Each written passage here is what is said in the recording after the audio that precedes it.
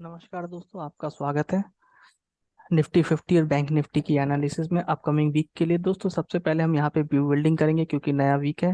हालांकि फ्राइडे से स्टार्ट हो चुका है लेकिन फिर भी हमें अब क्लोजिंग के अनुसार देखना पड़ेगा। तो दोस्तों एक छोटा सा डिस्क्लेमर है, आप इसको जरूर रीड करिएगा।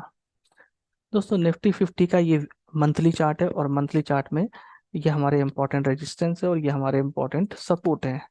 ठीक है दोस्तों, ये एक नेगेटिव क्लोजिंग तो नहीं कहेंगे लेकिन क्योंकि इससे पहले ये जो कैंडल बनी है इसके नीचे इसने क्लोज नहीं दिया है। पहले वाली बुलिश कैंडल के नीचे क्लोज नहीं दिया है, लेकिन फिर भी इसका अगर फॉलो अप आता है तो ये नेगेटिविटी की तरफ इशारा करेगा। तो दोस्तों ये इंपॉर्टेंट, ये मंथली बेसिस में है। दोस्तों ये हमारा वीकली बेसिस है। वीकली बेसिस की बात करें, देखिए एक बढ़िया सा शूटिंग स्टार बना के मार्केट ने निफ्टी 50 ने लगातार 5 दिन नेगेटिव क्लोजिंग करी है दोस्तों। ये लगातार 5 दिन नेगेटिव क्लोजिंग दोस्तों बहुत दिनों बाद देखने को मिला है। ये मैं कह सकता हूँ कि मुश्किल से आफ्टर ये जो कोरोना के बाद की बात करें 2 या 3 बार है ना, ऐसा ही देखने को मिला है। और बहुत शानदार इसने अपसाइड की क्लोजिंग करी है वीकली बेसिस पे भी बात करें तो। लेकिन अभी भी इसके हाई के ऊपर क्रॉस नहीं कर पाया है ना। देखिए दोस्तों, कभी भी आप वीकली बेसिस पे भी एनालिसिस करेंगे तो देखिए यहाँ पे हम बात करेंगे इसके ऊपर क्लोज किया है ना, या इसने इसके ऊपर क्लोज किया। इसने ये नेगेटिव कैंडल इसने नहीं कहलाई क्योंकि इसने इसके नीचे क्लोज नहीं किया है ना। म- नीचे क्लोज करेगा तब तो हम नेगेटिव कहेंगे ना।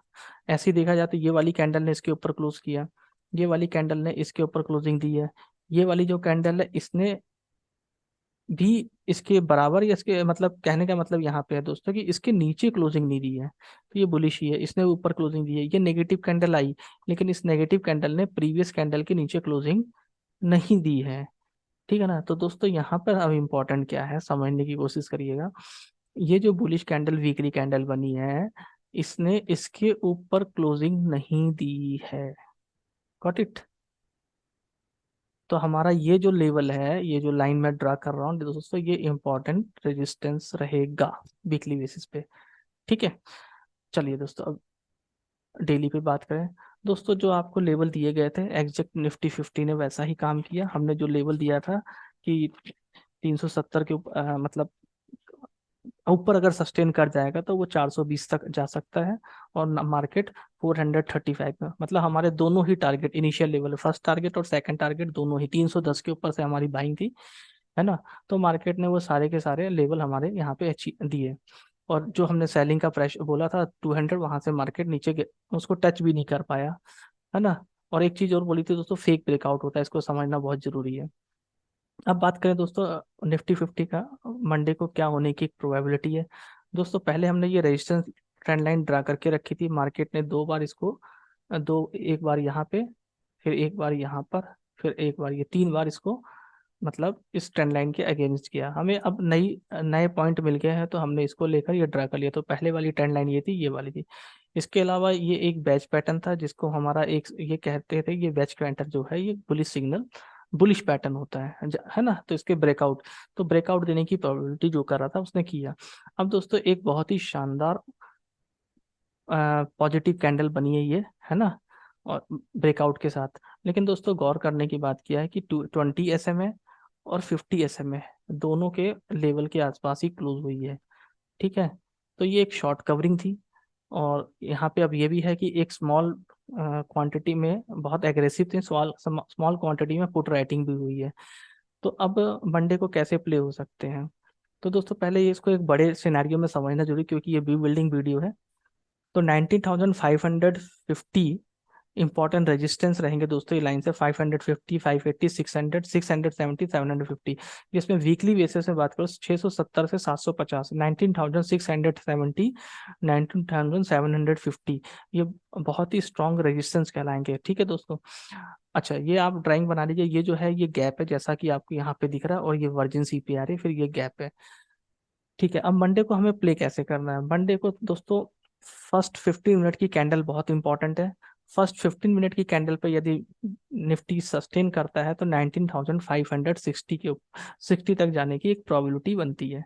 ठीक है दोस्तों। डाउन साइड की बात करें तो 19,253, इसके लिए हम रेडी रहना चाहिए हमें। लेकिन एट प्रेजेंट क्लोजिंग कहाँ पे हमारी 19,435। तो दोस्तों अगर 380, 19,380 के नीचे मार्केट सस्टेन होता है। 19,380 के नीचे यदि मार्केट जाता है तो वापस उसके 310 और 300 के लेवल को टच करने की प्रोबेबिलिटी है। तो ये निफ्टी 50 का हमारा डाउन साइड का, अपसाइड और डाउन साइड दोनों के टारगेट हो गए। दोस्तों अब चलते हैं बैंक निफ्टी की तरफ। बैंक निफ्टी का दोस्त ये वीकली चार्ट है। वीकली चार्ट में आप देखिए, मार्केट अभी है 44,436। हमारा इम्पोर्टेंट रेजिस्टेंस एक ये आता है दोस्तों, 46,000 वीकली की बात हो रही है। और एक इम्पोर्टेंट सपोर्ट है यहाँ पे 44,154 का। ठीक है।